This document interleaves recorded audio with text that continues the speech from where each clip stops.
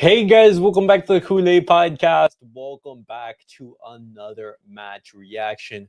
Barcelona beat Barbastro in the Copa del Rey 4-0. Barcelona with a dominating and a cruising performance against the Spanish 4th Division side. We're going to be talking about that match. But guys, before I get started on the video, make sure to follow me on all of my social media platforms. Everything is posted down below in the description. If you guys do want to join, feel free. Just go on StreamYard. No, just go on X. Click on my X page and click on the StreamYard link, and you will be able to join. But guys, let's look at the lineup for Barcelona, in which Hansi Flick did opt to field, and you did see one big inclusion in Szczesny. Szczesny had his official debut for Barcelona. He did a very good job. There wasn't really much on the night for him to do, but whenever he was called, he did have some good actions. In the defense, you also had Martin, Inigo Martinez, Ron Araujo back from his injury, his first start since his injury, and alongside him you had Jose Koundé. In the base of the midfield, you had Eric Garcia and Frankie de Jong, and up top you had Pablo Torre, Pedri, Fermin Lopez, and Lewandowski. And it was as I said, in the intro, it was a relatively dominant and comfortable performance from the team and everything like that. But NJ, I want to know your thoughts on the overall match. I know you share a lot of similarities that I do, but what did you make of Barcelona's match against Barcelona? Did you like the performance? Did you like Barcelona? On the day, what did you make of it?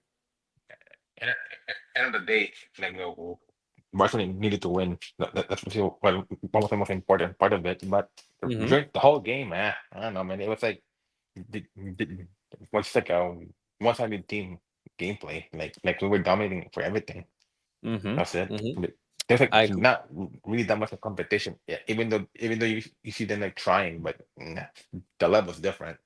So Yeah. yeah, The difference between one side and the other was vast to see, and that's yeah, obviously that's going to happen when Barcelona, they're one of the best teams in the world, and you have Barça, which is a fourth division side in yeah. in the Spanish league and everything. And when you look at the stats right here, you look at the amount of shots that Barcelona they had 19 shots, 9 on target. We scored 4 goals. We had 6 big chances created, and Barcelona they only had 2 shots against Barcelona, only 1 on target, and that was in the first half. Other than that, Chesney he didn't really have to do much. Barcelona they weren't really tested defensively. Barcelona they didn't really have any attacking firepower, and that made the job very easy for Chesney and our defenders. Ron Rajo also back, in which I thought he had a very good performance. But Angie, I mean, come on, it's what okay did though, but when you look at it against a 14, not bad. He just played there just to come back for his fitness overall. absolutely, but you don't think that his performance was good on the night? Come on, bro. For against a Barbados, come on, that's nothing to him, bro. No, absolutely. Yeah. But it was a good performance. Like he did perform well on the night. I mean, I'm not saying he played bad. It's just that it gets a minimum performance for Araujo because Araujo is like, a really good defender. So Absolutely. yeah, But yeah, a good performance is good performance. yeah, Like if he performs well, let's say against like a sixth division side or against yeah, Real Madrid, a good performance is a good performance. Obviously, the standards is going to be very different and everything like that. This is just Ron Araujo getting back to fitness, yeah, yeah, but he did get an assist. He did get an assist right here for Barcelona's yeah. opening goal. You see Frankie de Jong put in a really good cross to Ron Araujo, and then Ron Araujo he headers it back into the basically the penalty area, and Eric Garcia gets the opening goal. And it's lovely to see Ronaldo back because this is what he can bring. That aerial private presence, that aerial dominance, his ability to win aerial duels. That is something that Barcelona they have missed, obviously, because even though Inigo Martinez and Pau Cuarce they've been absolutely fantastic, their aerial presence isn't one of their big virtues or anything like that. But what's up, Thomas? Good to see you. Happy New Year. Balde, Cuarci, Araujo, and Kunde. Nice back line. Okay. So basically, back with the exception of Cuarci for another, with the exception for Christensen out of that defense. Very solid. And Barcelona overall, I would say, Very dominant performance. NJ, was there a specific player that you said, wow, that really impressed you on the day, or no? I mean, they all played okay, okay in a good way, in a good way. Because I think when you look at they didn't give their all, even though it looked like they gave it all, but they weren't really trying hard. But Okay. overall, but I'll give props to Eric Garcia for like stepping up. To be honest, Okay. Okay. props. I actually want to give a special shout out to Paulo Torre because I thought Paulo And Torre. Torre as well. Yeah, and Torre. Yeah, I thought Yeah. Pablo Torre was the best player on the night. When you look at, for example, his overall play, I thought some of the passes that he was giving were very, very good. Some of his turns, and he did get 2 assists and a goal. He starts off basically his assist with this fantastic Mm. ball to Robert Lewandowski, which basically just sets him up for an easy finish. As you can see, Robert Lewandowski he scores it, and it was a really really good pass. And then for the second, I believe his no, this is actually his second assist. His first assist was a cross, I believe, to Yeah. Robert Lewandowski, in which he headed it into the net, and his goal was just a mistake from the keeper, just trying to play out from the back. Right place, right time, and he is able to finish. But when you look at Pablo Torres' stats, when you look at how well he played, he had 1 goal, 2 assists, 6 key passes, 5 out of 7 crosses completed, 3 out of 3 long balls completed, and he has a goal contribution every 46 minutes. And then, Jay, I want to bring you this question. If Danny Olmo were to, for example, not be able to play until the end of the season, would you want Paulo Torre to be his substitute? Oh well, I mean, if the only, yeah, for sure. Because here's the thing, though, between Fermin and Pablo Torre, Torre is the better player. But the problem is that Danny Olmo is there. So because if we're gonna talk about a player similar to Danny Olmo, it's probably Torre for sure. But again, it's just that what Fermin brings is different. That's the only reason why Pablo Torre is like behind the pecking order. But based on your question, yeah, most likely. I mean, when you look at it, Rafinha will be the one and be playing the 10 majority of the season. Then, if Dani Olmo can't be registered, when you look at it, Okay. but And between the two of them, I'd rather see Torre over for me, to be honest. okay, so should you rather see Paulo Torre over Fermin Lopez? Yeah, And this is, I would just say, just sort of the profile, because Fermin Lopez, he did play on the night and he had a really good performance. I don't think anyone played at a bad level or anything like that. I thought the team was good, and that is to be expected. You're playing against a fourth division yeah. side in Barbastro, but what who would play on the left then if Rafinha I were mean, to I, be I gifted? mean, I mean, either you like it or not. It's either Torres or Ansu Fati. Even though Ansu Fati is like underperforming, that's the only options you have. To be Mm, honest, either you I, like it or I not. I would rather see, for example, Pablo Torre start in the number 10, either Pablo Torre or Fermi Lopez, and keep Rafinha out on the left, because Yeah, I it just made think sense what you said, the but okay, go ahead. Yeah, sure. Bye bye. no, I was just gonna say, like, the option in Pablo Torre and Fermi Lopez, I think he gives much more value than, let's say, a Ferran or an Ansu out on the Yes, left. you're right for that. Yeah, you're right. But the thing is, again, either you like it or not, Torres has more experience, even though he's average. But again, when you look at it, we're halfway of the season now. Like where this is the season where like the season actually starts now. Mm-hmm. There's like no messing around. Even if the player that you, let's say, like Torres fighter you hate, you got no choice. They're the most experienced compared to Torre. But again, if Torre can find a way to become the actual number 10 moving forward, let's say if Daniel Olmo can't be different, then yeah, go ahead, put Rafinha on the left. Okay. Okay.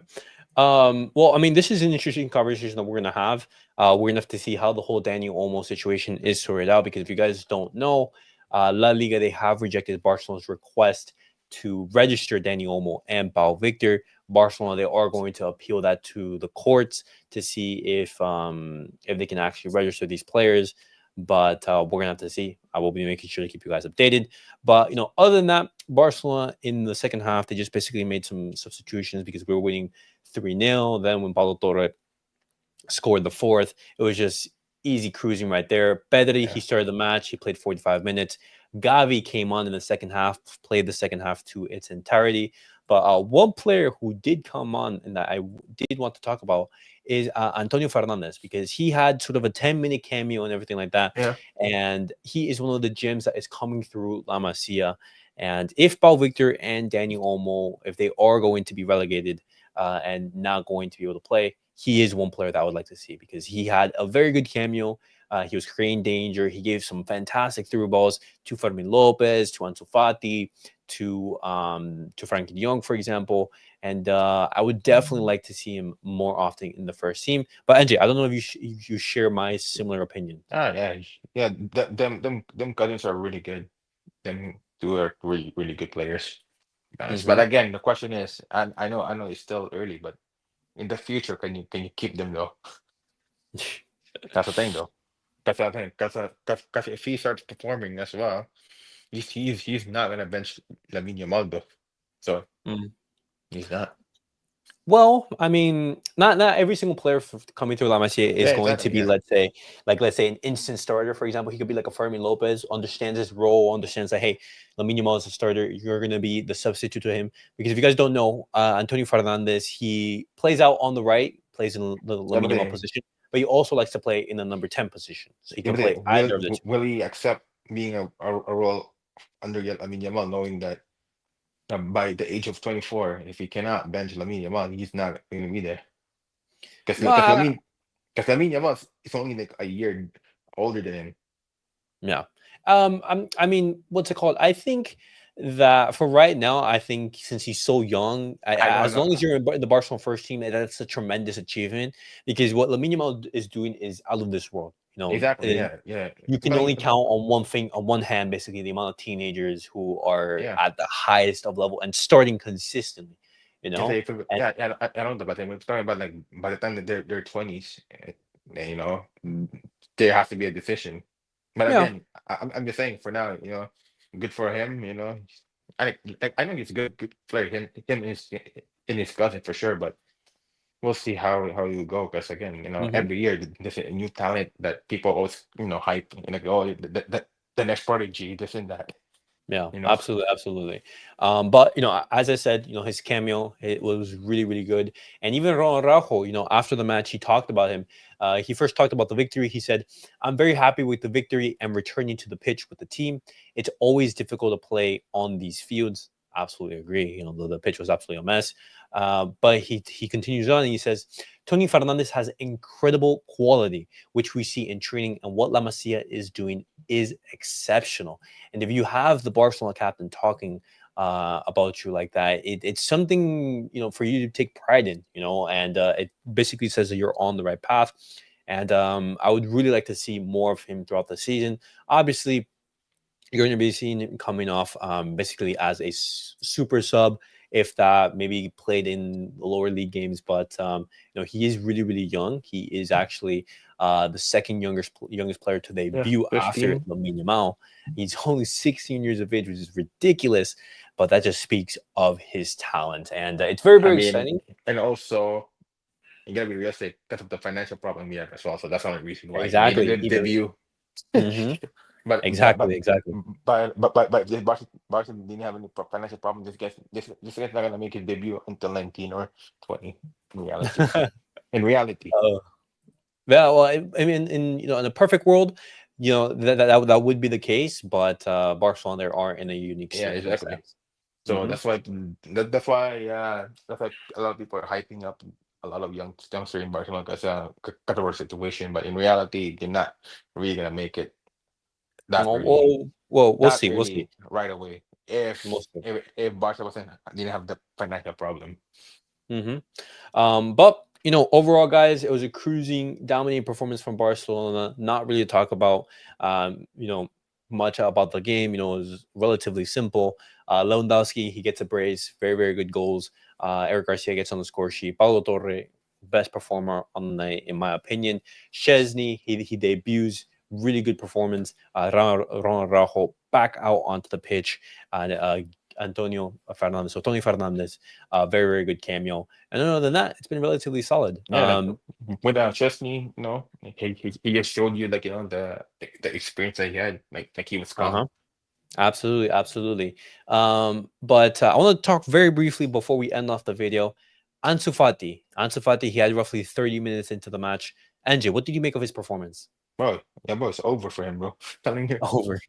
over for him, man. And that's why every time I see him play, I don't really expect a lot from him anymore because he's not the same, bro. He needs to No. leave now. Like not because he's not good. He just needs something to like reignite his career, bro. Because the longer he stays, he's gonna go backwards, bro. With us. Hmm. I mean, I agree. I think overall he had He's some not a good bad shot. player. He is not a bad player. He just need something to like start over again. Yeah, and I just think that his career at Barcelona is over. I just think that, and some of I his don't know. touches, No, they were, listen, they I'm not saying that. I'm saying that he needs to be Barca to start over because his career in Barcelona is going backwards, not forward. were Yeah. what's up, Van Lee? Good to see you. CulePodcast, I am stressed. Jimmy Butler leaving my favorite basketball Nah, team, but and now we can't bro, listen, register. Miami is a shit, bro. They're shit, bro. They're a shit team, bro. They act like they act like they're a big team, but no, they're not, bro. Well, I'm not really that much Yeah. into basketball, but in regards to Dani Olmo, yes, La Liga, they have rejected Barcelona's request to register both of these players. But as I said, Barcelona, they are going to appeal that. It doesn't look good, but Uh, keep the faith. Hopefully, we I have a say, miracle. yeah. Hopefully. Let's go talk about Daniel Olmo right now.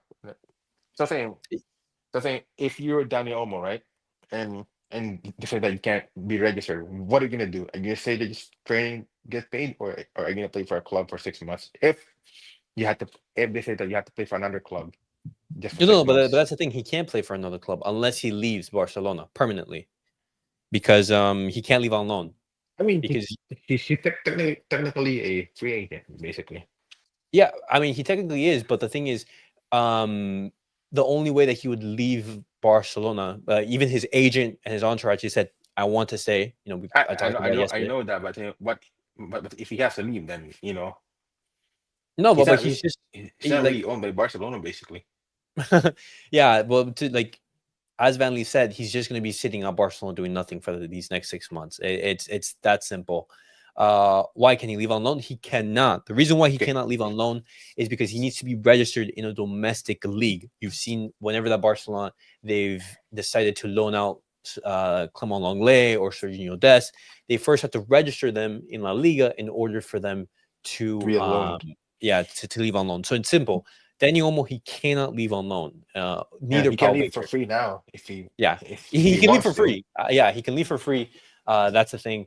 But But as I said, he cannot play for the same team in the Liga because that's not yeah. how it works in Hmm. the league as well. But if he leaves, then if I was him, go to Inter if he wants to win a trophy for because again, I don't know, man. But the looks of it, when when we did the podcast like before the season started, I said he might not win trophies. It sounds like it's true right now. What I Well, I said. mean, I'm not as pessimistic. I'm still optimistic about how the season is going. But Van Lee, as you said, Daniel Olmo, it is going to be a big blow. Yes, He's going to be a huge miss, which absolutely sucks. It's going to be a gut punch. You know, I mean but the NJ, signing of Daniel Olmo was a great signing for us. The problem was that the money that but he's worth 60 mil. The problem is that we didn't have the 60 mil like fully, That mm-hmm. was a problem. What is the What did you say gala earlier? midfield? Sorry about that when I interrupted you earlier. What were you saying about? No, I was gonna just say, that Danny Olmo, he is decisive in the matches, Oh yeah, obviously. 100%. But how the midfield is gonna be looking like. I don't want to disrupt the Casa do Pedri base. I don't want to disrupt that. And so I'm thinking maybe you put in Gavi in that number 10, you put in Pablo Torre, Fermin Lopez, those type of players. You maybe bring in Rafinha in the 10. You have Ferran out on the left. Those are the options for Hansi Flick to basically test the waters with. But if I'm Hansi Flick, I'm preparing for the second half of the season Just in without case. Yeah, without Daniel Olmo and without Paul Victor. Simple as that. yeah. Because they didn't start doing trainings without him to see how they can compete. Because Yeah. it's again, realistically, they're not gonna win the Champions League, but again, the farther you can go, the more money you can get, basically. Mm-hmm. Mm-hmm. Why would he go to Man City or Arsenal? The title race is over in He, England. I mean, Well, they can still go for the FA Cup, but even uh even that's a 50-50 tournament for them. huh. But even then, the conversation about Daniel Olmo and Pau Victor are leaving. It's ended. His agent came out and said it I know. verbatim, his words. So Yeah, any, I know, but we're just hypothetically saying, if oh he's yeah, I leaving, mean, mhm, then to be honest, the better chances for him is to play Inter if he has to play for a club where yeah, then because again, there's no point going to Man City because with Man City, the title race is done. To be honest with them, they're not gonna win mhm, because again, they have other immediate like they're linked with Marmoush from Frankfurt, then they have Ederson from Atalanta, so that's more okay, needed for them than bringing Daniel Olmo. But okay. Arsenal, well, they're not gonna win shit anyway, so what's the point of going there? I Yeah, mean, it's embarrassing that your 60 million euro signing is not going to be able to play and is just sitting around for 6 months. Obviously, he is going to be a big miss, but Barcelona, we have options to replace him, but it is going to be a blow. It is it's going to be not a blow. it is a huge because there'll be games where you truly need a Daniel Olmo for a Yeah, game. yeah, absolutely, absolutely. You're going to be. He's going to be missed. He's going to It would definitely miss, yeah. be missed. But Uh huh. again, 6 months, bro. That's not, bro. That's too long for a player who hasn't played, bro. If yeah, sure. So let's say, yeah, sure. That's it. Yeah, he comes back like fully healthy. Yeah, sure. But the way he's gonna play, he's gonna be different, though. He won't be, won't have the same impact. But again, it's Daniel Olmo you're talking about. But again, most people when they're gone to the sport too long, they not. It takes time for them to get used to the game, how the game of the tempo, stuff like that. My hope is that maybe he'll be able to play in the Spanish national team. But Now, then again, there that's are a some thing, rumors. though. Yeah, Yeah. they pick on because they often they pick players on form, though. That's a thing, though. He doesn't No, pick no, people.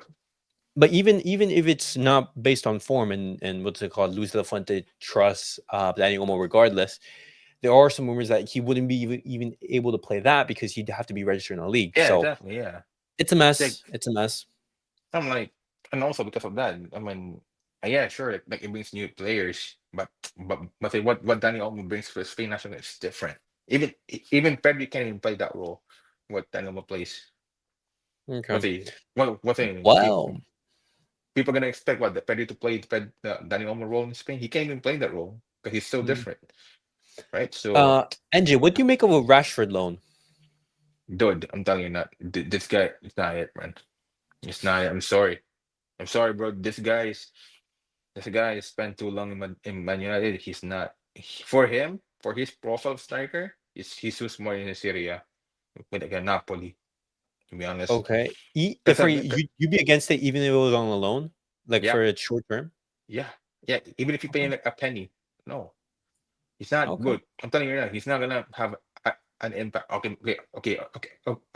Maybe he might score his first goal in his first appearance, but still, if you're talking about the long run during season, he's not gonna contribute a lot. I'm telling you right now, he's not suited for Barca. The way Barca plays and how Hansi Flick plays, he's not gonna he's not gonna survive. Telling you right now, he's not Okay. gonna survive. He's not gonna survive. Okay. Okay. Well, I mean, you have one stance right there. I know, Van Lee, you are, open to that. I maybe on a loan, I'd be open to a Rashford move to just If it's a simply if it's a bringing different him. player, then yeah, sure. But Yeah, yeah. again, I'm looking at more as just like bringing some options to that front line, especially looking how with the now you're taking out Daniel Olmo, we're gonna have less attackers to be able to rely on. But Barcelona, let's see what you do in the January transfer window. If you do go out for anyone, very unlikely. Do you rely on no, on Antonio Fernandez to be your fifth, I your mean, sixth attacker? yeah. But the thing is, at some point, he just made it his debut. He said, yes, sure, that he can bring that impact, but there's gonna be a limit for that, though. Like, you know what I mean? Like he can just bring as much as he can. He cannot be like because he's not like Lamine Yamal. So Okay, impact. okay. He's good. He's good. He would play. He would have an impact for sure. But come on, bro. Like half the season, nah, bro. It's not enough. Okay. Well, guys, that was it for the video. Hopefully, you guys did enjoy. Barcelona that we beat Barbastro is to be expected. Our next game is going to be Athletic Club in the Copa del Rey. No, in the Supercopa de España. My bad. Apologies for that. It's going to be in 4 days, on January the 8th. And let's see who our round of 16 opponent is going to be in the Copa del Rey. I will be making a video discussing that. But guys, thank you guys all for watching. Make sure to like, subscribe, and comment. And see you guys all in the next video. Peace out, guys.